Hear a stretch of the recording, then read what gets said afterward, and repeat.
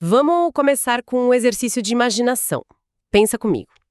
Nas ruas de Xangai, anos 1930, Certo. o som de gramofones, o brilho da arte deco, e a gente vê um homem de negócios, de terno ocidental, apressado. Para ele, o sucesso masculino é medido em capital e modernidade, sabe? Aham. Agora, vamos pegar esse mesmo homem e jogar ele lá na China da Idade do Bronze, durante a dinastia Shang, mais de 1000 anos antes de nossa era. Ele estaria completamente perdido. Totalmente. Lá, ser homem não era sobre contas bancárias.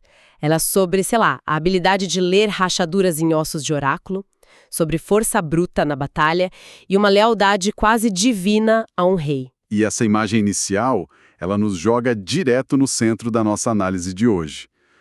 As fontes que a gente tem são trechos da introdução de um estudo bem aprofundado, e a missão aqui é justamente desconstruir essa ideia de um homem chinês universal, imutável. Entendi.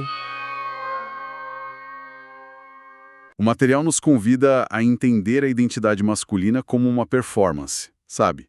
Um papel que muda drasticamente dependendo do palco e da época. E hoje a gente vai explorar isso, como o imperador, o eunuco, o letrado, o comerciante.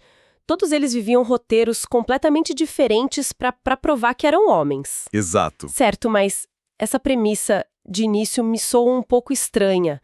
A gente abre um livro de história e 90% dos nomes são de homens, né?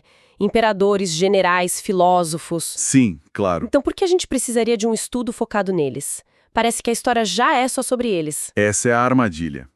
E é o ponto de partida do material. A história tradicional focou tanto nas esferas públicas dominadas por homens, guerras, política, arte, que acabou usando a experiência masculina para representar a China inteira. E as mulheres? As mulheres foram por muito tempo uma nota de rodapé. Recentemente, a história das mulheres começou a preencher essa lacuna de uma forma brilhante. Ok, então as mulheres foram incluídas. Onde é que está o problema? O problema é que, mesmo assim, a análise de gênero ficava capenga. A masculinidade continuava sendo tratada como a norma, o padrão óbvio que não precisava de explicação. Ah, entendi. Era o pano de fundo invisível. Precisamente. O pano de fundo contra o qual a feminilidade era analisada como o outro. É por isso que surge o conceito de história das masculinidades, no plural. No plural. Isso. Para reconhecer que não há um só jeito de ser homem, mas múltiplos papéis que são disputados, negociados e que estão sempre mudando. Entendi. Não é o homem chinês, mas os homens chineses. E essas diferentes formas de ser homem, segundo as fontes, elas tinham consequências enormes, certo? Gigantescas. O material argumenta que entender isso é entender a própria história. Por exemplo, uma guerra podia começar não só por geopolítica, mas porque um general precisava projetar uma imagem de virilidade para consolidar o poder dele. E no dia a dia? No nível da rua, um homem podia cometer um ato violento de vingança no mercado lotado por um simples insulto. Não por maldade pura, mas para restaurar sua face, a sua honra masculina perante a comunidade. Uau! E até as crenças foram afetadas. O texto menciona o choque que a chegada do budismo causou. Qual era o problema ali? O problema era o ideal do monge celibatário. Pensa bem, numa sociedade estruturada em torno da linhagem, do culto aos ancestrais. A família em primeiro lugar, sempre. Então a ideia de um homem que renunciava à família, que não teria filhos para continuar os rituais, era vista como uma traição fundamental ao seu papel masculino. Era uma ameaça direta à base da sociedade. Isso mostra o quanto esses ideais eram levados a sério. Muito a sério. E essa ideia de ter que provar a masculinidade o tempo todo soa exaustiva. Me faz pensar se isso é uma coisa universal. O material que a gente leu cita um antropólogo, David Gilmour, que tinha uma visão bem interessante sobre isso, não é? Exatamente. A tese central de Gilmour, que o estudo usa como base, é fascinante. Ele argumenta que em muitas culturas, a feminilidade é vista como algo mais natural, quase um estado biológico. Como assim? A mulher se torna mulher através de processos físicos, como a menstruação, a maternidade. Já a masculinidade, para ele, é culturalmente frágil. É um status que não é dado, é conquistado e que pode ser perdido. Ou seja, ninguém questiona se uma mulher é mulher o suficiente, mas um homem vive sob a ansiedade de ser visto como homem de menos. Precisamente. A masculinidade precisa ser provada constantemente, através de ações, de testes, de performances públicas. E o que constitui uma prova varia radicalmente. Ah, sim. O material dá um exemplo ótimo. O ideal do gentil e refinado erudito chinês, que passava a vida debruçado sobre os clássicos, é o oposto total do robusto e agressivo guerreiro nativo americano. E ambos são modelos de sucesso. Exatamente. Ambos são arquétipos de sucesso masculino em suas próprias culturas. Não existe um padrão único. E na China, um dos pilares mais importantes e, para nós, mais estranhos dessa prova de masculinidade era a tal da piedade filial. No Ocidente, um jovem prova que vira homem saindo de casa sendo independente. Lá era o contrário. Completamente o contrário. E aqui está a grande virada de chave. Algo que a nossa mentalidade ocidental tem dificuldade de processar. Me conta. O homem chinês, não importava a idade ou o poder dele, permanecia, de certa forma, um eterno filho enquanto os pais estivessem vivos. Isso é difícil de imaginar.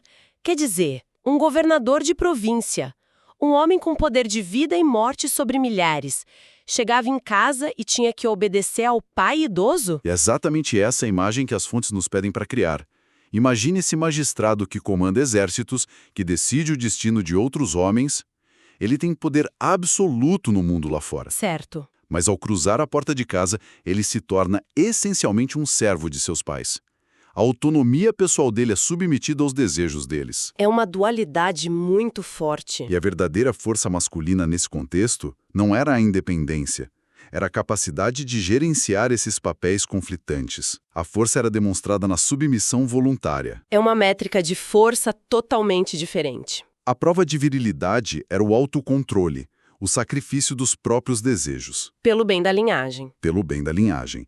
E não fazer isso era desgraça total. Uma desgraça pública. A comunidade inteira julgaria um homem que não cumprisse seu dever filial. Era a falha masculina mais fundamental que se podia cometer. Ok, então a vida privada era essa arena de dever com os pais. Mas como um homem se provava para o resto do mundo? Imagino que o poder público, o Estado, era o grande objetivo, certo? Era o palco principal.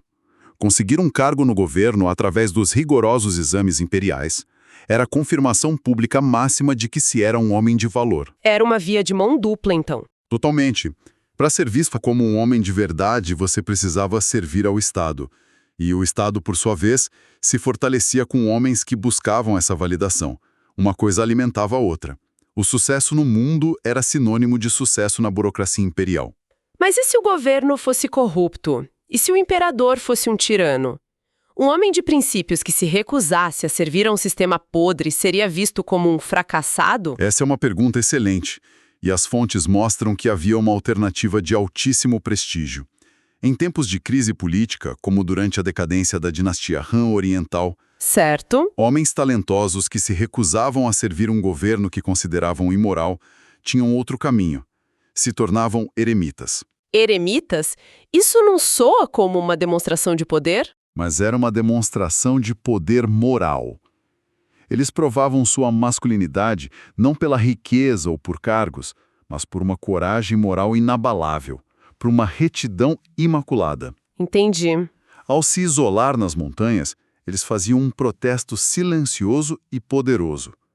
Esse ato os elevava moralmente acima dos oficiais que colaboravam com o regime falho. Eles se tornavam lendas, figuras de integridade que todos admiravam. Era uma forma alternativa, mas igualmente potente, de afirmar seu valor como homem. Faz todo sentido.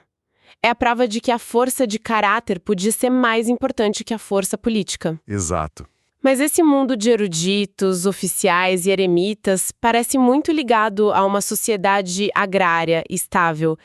O que aconteceu quando a economia começou a mudar e o comércio explodiu? Aí o roteiro começou a ser reescrito.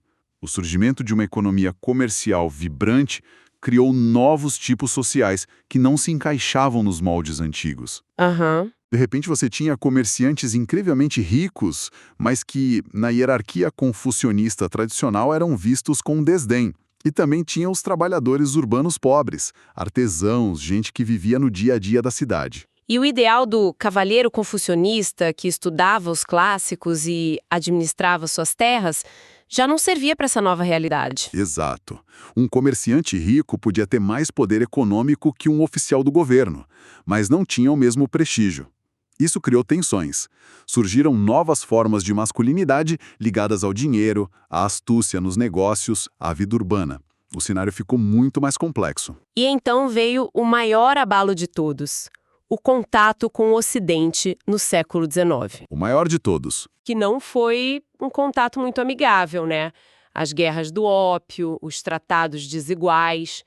E imagino que ser derrotado militarmente por bárbaros estrangeiros, depois de se ver como centro do mundo por milênios, deve ter sido um golpe devastador. Um golpe devastador para a masculinidade coletiva. As fontes descrevem um sentimento profundo de humilhação, de desgraça nacional. Isso forçou uma reavaliação completa do que significava ser um homem chinês forte.